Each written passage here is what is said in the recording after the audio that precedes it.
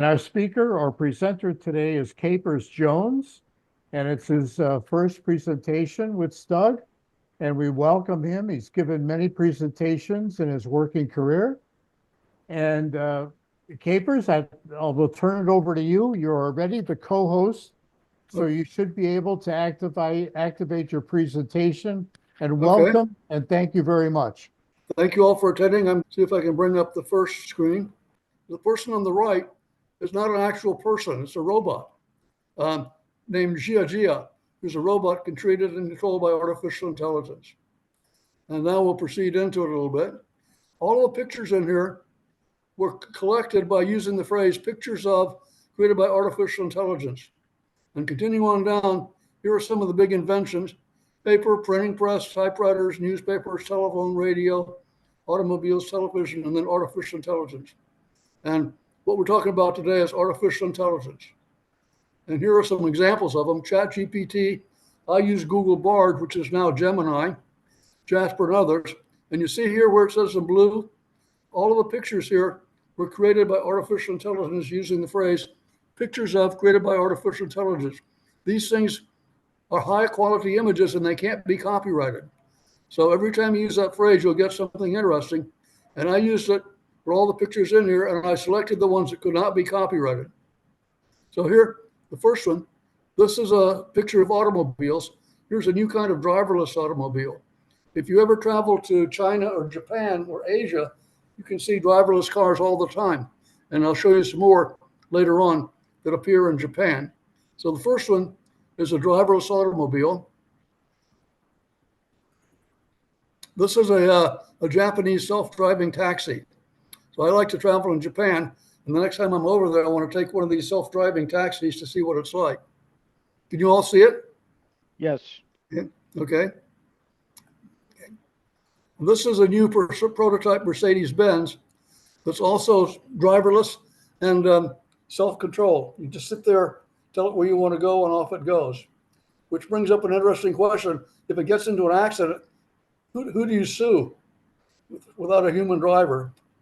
This is the picture of the interior of the Mercedes, which is not a bad looking car.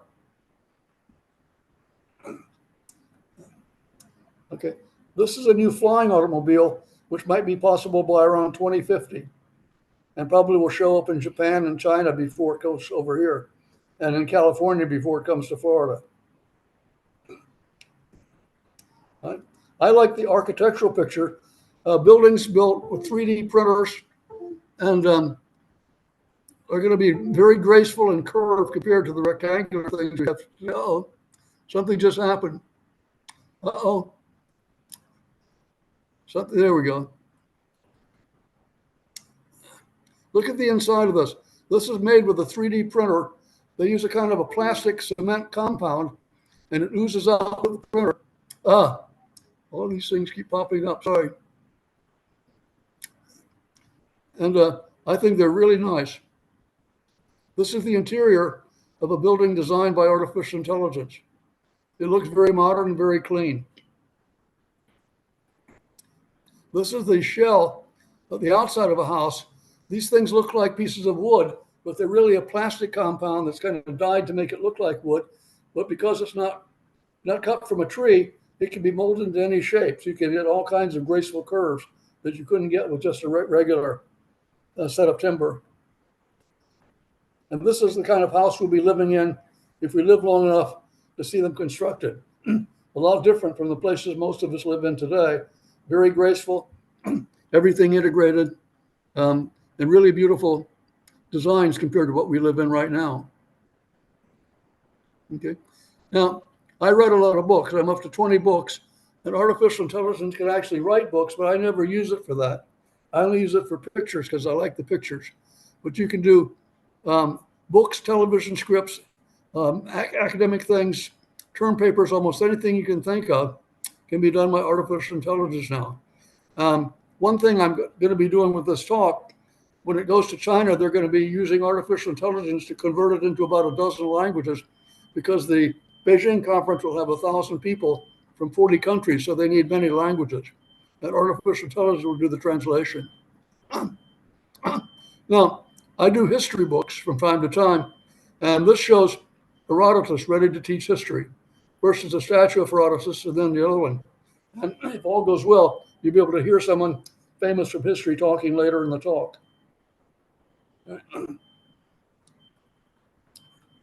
This is the Greek goddess Athena, who was the goddess of wisdom and could teach military history.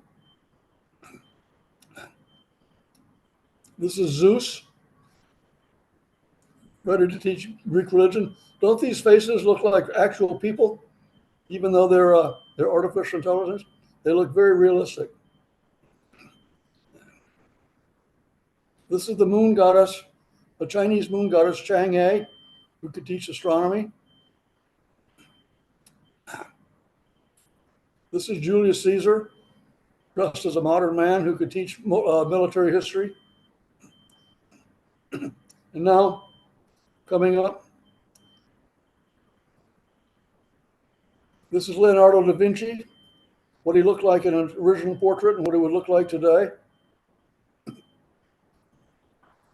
This is a mountain landscape created by artificial intelligence. It looks fairly realistic. This is a tidal wave.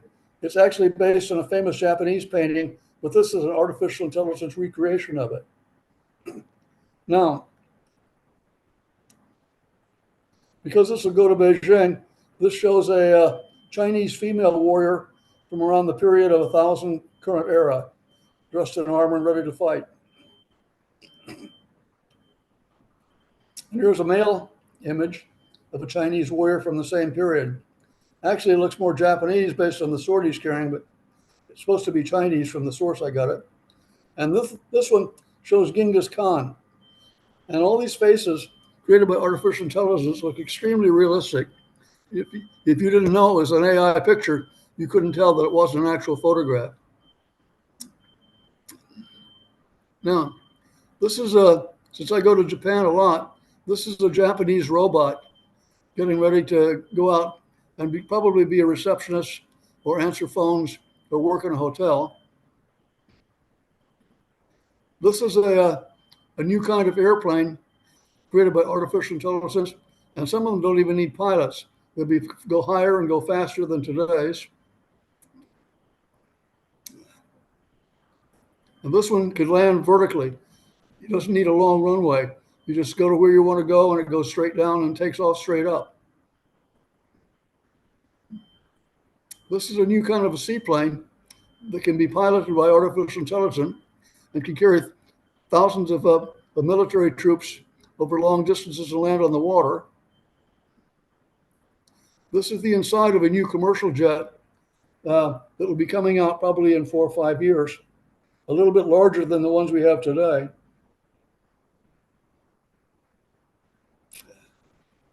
This is something that I'd like to see in Florida. If you go to Japan, you can take these things right now. They're flying taxis that can land on the roof of a building, can land in a parking lot, can go almost anywhere. And some of them don't even have drivers or driverless. You just get in, put in your credit card, tell it where you want to go, and off you go, without any people involved. This one shows a flying cruise ship, which should carry 1,000 people all the way around the world.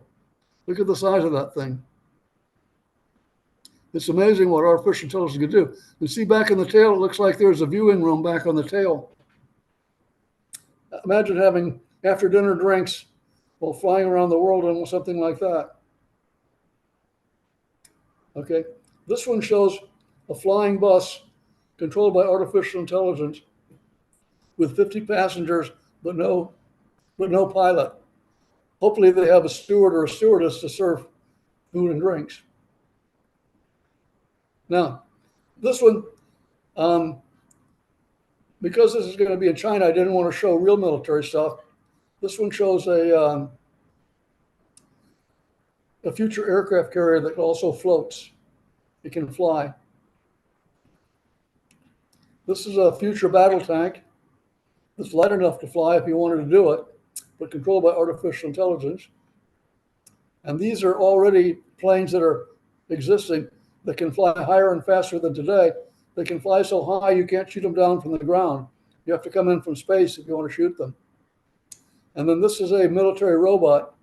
Pretty soon, robots are going to be able to carry arms and walk, and you could have a whole battle with tanks, aircraft, robots, and ships, and not a single person. Unless an airplane fell on somebody, nobody would even be hurt. Okay, this is a robot soldier from about 2050 or 2060, and they could be either male or female robot soldiers. Now, we're getting into education. This is, some of you know if you work in the computer field, is Ada Lovelace, who was the first computer programmer. She worked on Babbage's mechanical computer back in the 1800s. And this would be a picture of Einstein. Pretty soon you'll be able to get lectures given by people like Einstein, speaking in their own voices. This is Confucius, ready to teach philosophy. Here's another picture of Julius Caesar, ready to teach. Now, let's see if I can get this one. This is done by Huey, and it shows Abraham Lincoln meeting George Washington. And if I can bring it up, whoops. I'm not sure I can get at it right now. I had it a second ago. Let me minimize this.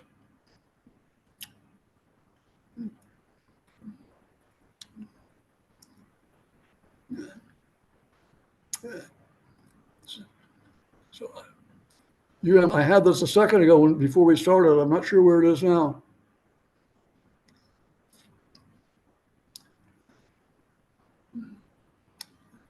Oh, I may not be able to find it. Well, I don't think I have it right now. Sorry. I'll go back to the main part of the talk. Huey, I'm sorry. I couldn't find the thing quickly. I'll have to reset it. This shows Charles Darwin. This shows an interesting thing actually exists in India. This is a photograph of an Indian elementary school with a robot math teacher. Amazing what it would be like when I was in school to see something like that. Now, we're showing artificial intelligence for history. This shows some of the pyramids, what they would look like when they were built, when Egypt was greener and had more water than we do today. This shows a Chinese temple in the spring created by artificial intelligence.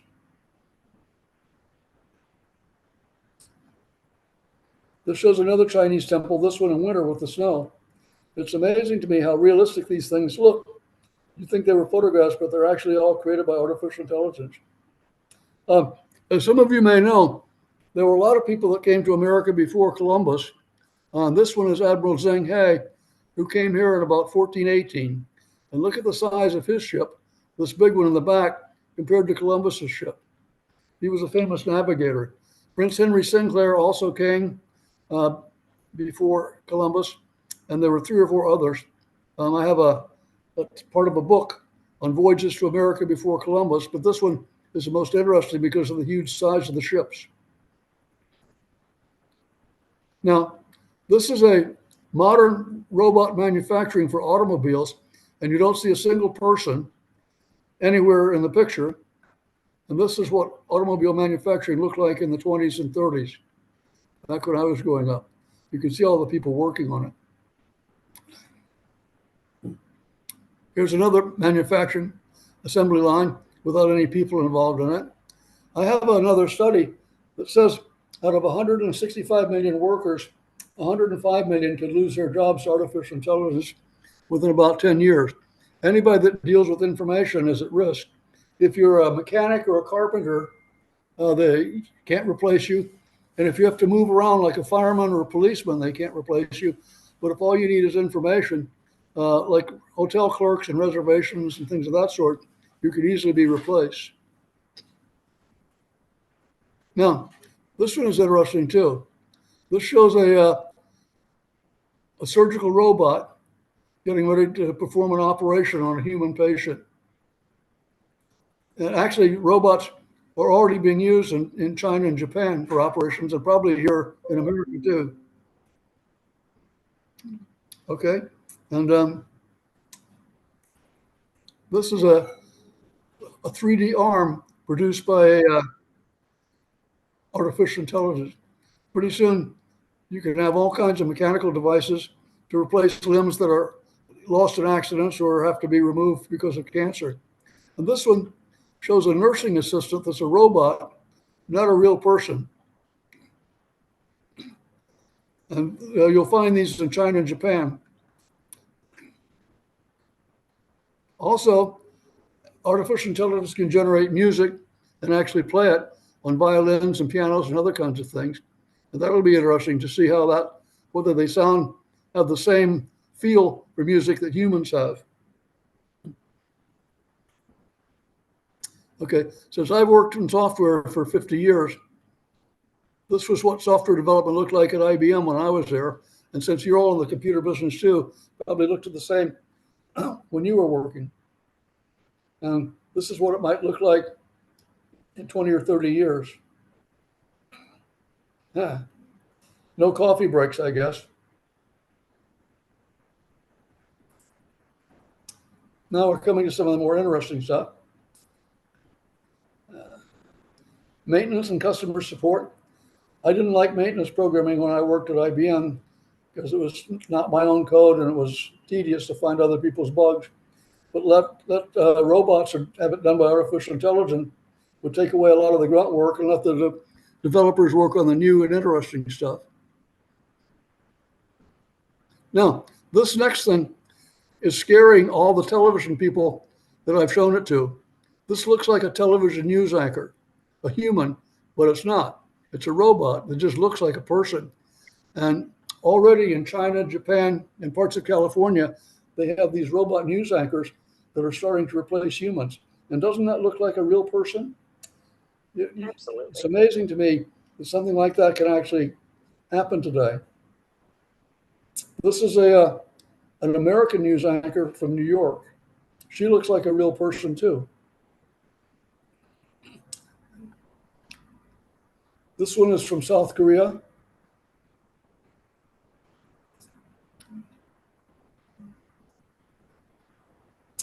This is the new Chinese news anchor, a lady.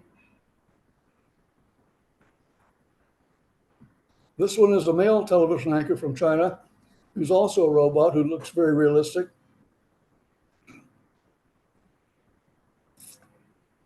And this is another one, a new Japanese one called Erica, the robot news anchor from Japan. Also interesting.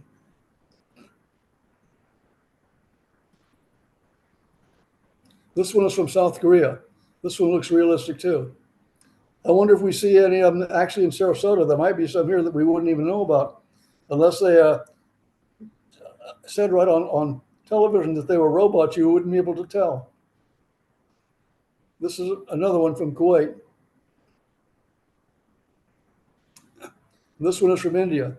Isn't that amazing to see all these artificial intelligence news anchors from around the world? In fact, somebody could probably give this speech. This is just a male avatar who could work in a hotel or work at an airline reservation clerk or anywhere else where you just need information and casual stuff. And this is a female avatar who could work for customer support. Looks like a real person.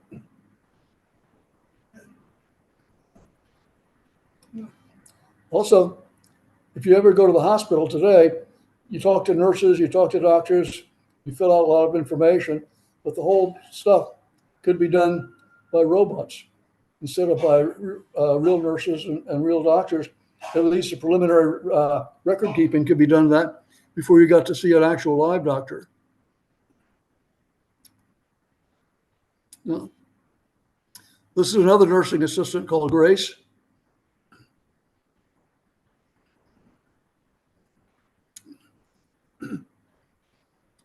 One nice thing about these things, they don't have to take breaks. They don't have to have coffee. They don't have, so you could have patient care 24 hours a day without anybody having to go on a coffee break or leave. 911 calls, ambulances, things of that sort. The ambulances could be driven by artificial intelligence, so the people would only be necessary to take care of the patients, because the actual driving could be done by artificial intelligence, so that would save one person. And you'll probably have flying ambulances that can go and land anywhere, land on buildings, land in parking lots, and not ever be stuck in traffic. And if you ever drive in Siesta Key in the wintertime, you know how bad traffic can be and how difficult it is for emergency vehicles. These things can fly right over the traffic and land in any parking lot, like a school or a playground. Now, this shows a picture of traffic jam today, and we see that all the time in Sarasota in the winter. So this is what traffic will look like today. And pretty soon, there'll be flying taxis. They may or may not add to the traffic. If they're flying over the surface traffic, it might be some. But if you have enough flying taxis, that could be another kind of traffic jam in the space, in the air above this traffic. But I suspect not. This is nice. This is a water taxi that doesn't have a pilot, a crew. And this one is actually available in New York to go back and forth between things like the airports and downtown New York along the water without any having to drive on city roads at all. And that would be very handy along the coast here in Sarasota to have water taxis that could take you all up and down the coast, stopping off at restaurants like Marina Jack's without ever having to get into a car and drive on the roads in wintertime. Okay. Artificial intelligence can also take care of the weather. Here's a picture of a tornado with a rainbow, but it's not a real tornado. It's created by artificial intelligence.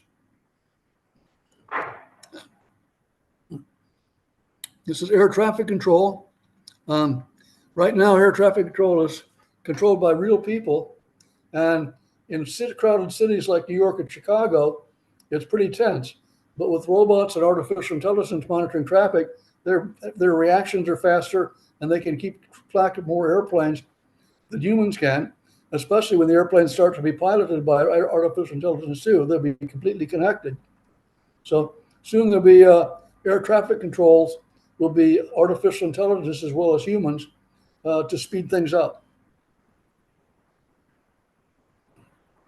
You can also do the same thing in coastal cities like Sarasota that has a lot of water traffic. You can have artificial intelligence to control the boats. In fact, some relatives of ours are captain and first mate on an 80-foot boat, and pretty soon they're going to have artificial intelligence for navigation and controlling this thing. So the crew would only have to do things like take care of, bringing food to the owners and the guests instead of actually running the thing. And this shows the interior of a modern yacht with a greenhouse designed by artificial intelligence. This is obviously a pretty big yacht if it's going to have a garden on the inside, probably a 200-footer.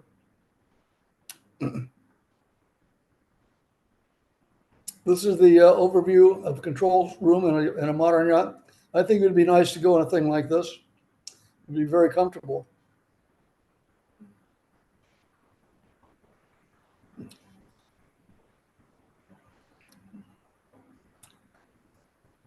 This is a good-sized sailing yacht, probably about 160, 170 feet long, partly controlled by artificial intelligence, the navigation.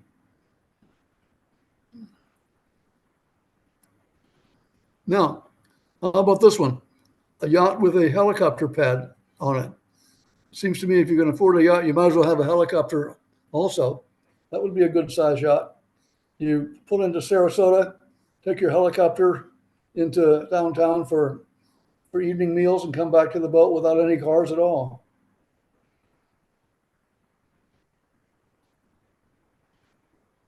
You can also have, on the bigger yachts, underwater viewing rooms. In fact, I have another talk that shows Sarasota in 2050 that shows floating houses with underwater rooms, because when sea levels rise in Sarasota in a few years, the coastal areas are going to be flooded. But if you live in a floating house, it just goes up with the water and you don't have to worry about it. So this is an underwater room that you can watch the fish go by outside your dining room. Now, This is a future cruise ship with artificial intelligence. It's a little bit bigger and more luxurious than the ones we own today, although most of the nice ones are pretty luxurious already.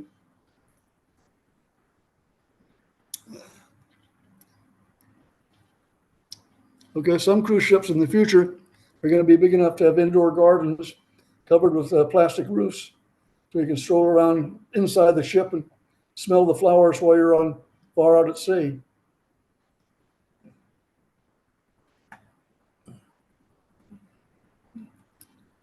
This one shows a modern camper designed by artificial intelligence, and it can also be self-driving.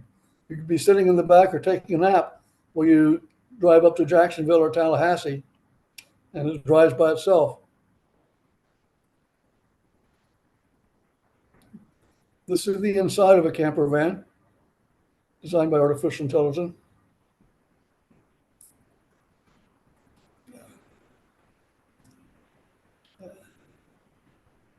Oh, also space flight.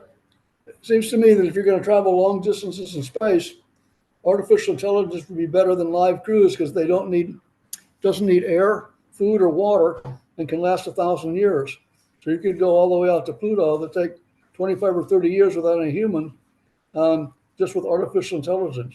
So this is what it might look like 50 or 60 years out when you have combinations of small planes, helicopters, and everything else controlled by artificial intelligence. And this was a future spaceship controlled by artificial intelligence.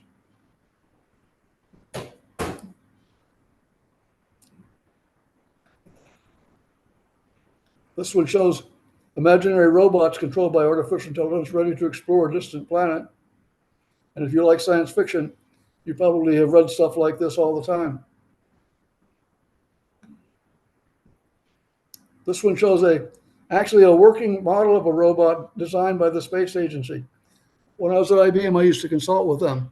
They didn't have this 20 years ago, but they have it now. Looks pretty interesting, doesn't it, to see what NASA's doing.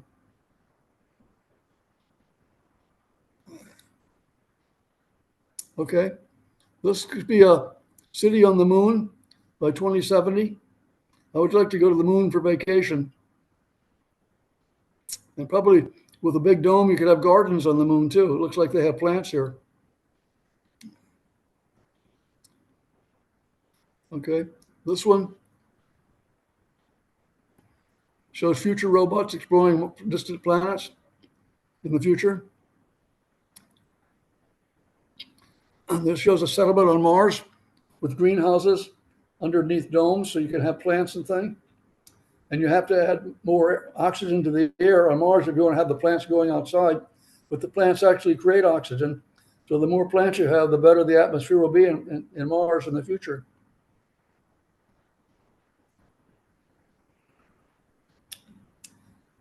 This shows what a greenhouse might look like on Mars in 2075. And once again, this is an actual design by NASA, by the space agency.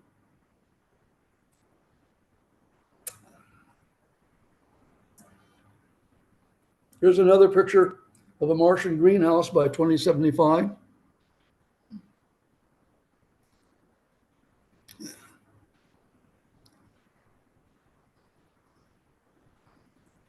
So this shows an astronaut who's also a gardener.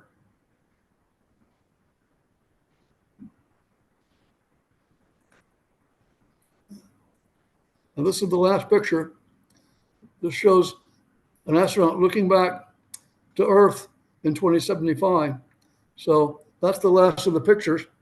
I'd like to go back and see if I could get the Washington and Lincoln thing that I lost before. But before I do that, any questions on what you've seen so far? Capers, I've got them ready right here. So why don't you stop sharing? I'll share my screen, do those, and then you can answer questions. That'll be great. I'll stop sharing. Thanks. Okay.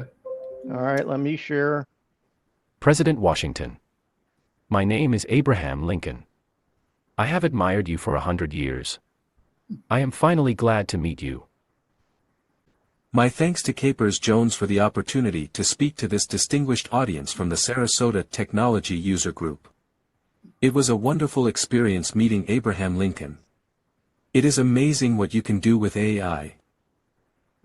Fourscore and 7 years ago was one of my famous lines. I am Abraham Lincoln, the President of the United States from March 4, 1861, until my assassination on April 15, 1865. Now you'll take any questions. Yeah. Hey, Capers, when is AI going to get rid of all of us? Get rid of all of us? Well, at my Yeah. age, I'm 85. I don't have to worry. I'll be gone before it happened. But if I Well, were in my 20s or 30s, I would be concerned. I would, the University of Florida is requiring that every student study artificial intelligence. You could be a religious major, music major, it doesn't matter. You've got to study artificial intelligence, which I think is a good thing. Everybody's going to have to learn it because it's sweeping through 50 industries. And so the more you know about it, the more easier it will be in the future to get good jobs. How can you live on Mars and not be cold? How can you what? Live on Mars and not be cold. Well, if you lived on Mars under a glass dome, it would be fine. In fact, you would only weigh about half as much on Mars as you do here because of the reduced gravity. So you could probably live longer because you wouldn't have as much strain on your body. So you could probably live to be 120 on Mars as long as the atmosphere was good. But you got to get there. How many years would it take? To get to Mars, probably by 2070, people will be moving up there. In fact, I can see condominiums in Mars by the next century. And property taxes and all the other things we have to worry about. And I wonder who's going to be the first company to write an insurance policy on a condo on Mars.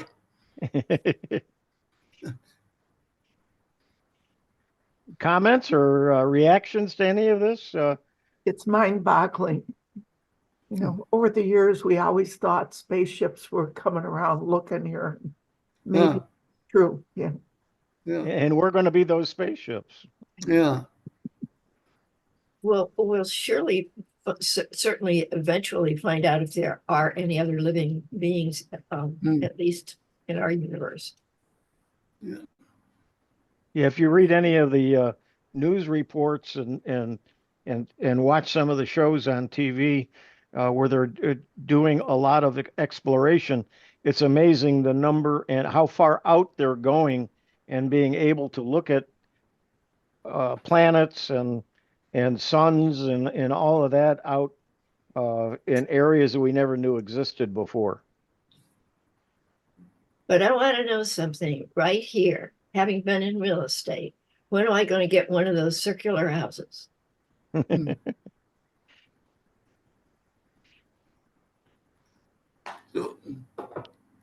Well, Any other comments or questions? Your pictures are fascinating, Capers. well, thank you. And Fascinating. thank you very much for what you did with Washington Lincoln. I thought that was the highlight of the whole talk. But try that phrase, pictures of created by artificial intelligence, put in things like dinosaurs. I've got another talk. I'm going to enter the presidential race in 2028, but it's a new kind of race. The candidates are going to ride dinosaurs. I can send that one if you'd like to see presidential candidates riding dinosaurs. Some of them are. So yes, I'm a little old-fashioned. Great lecture. Thank you for sharing. What? Yes. Thank you for sharing. It was a great lecture. Well, It's thank you very really much good. for attending. Nice to meet everybody.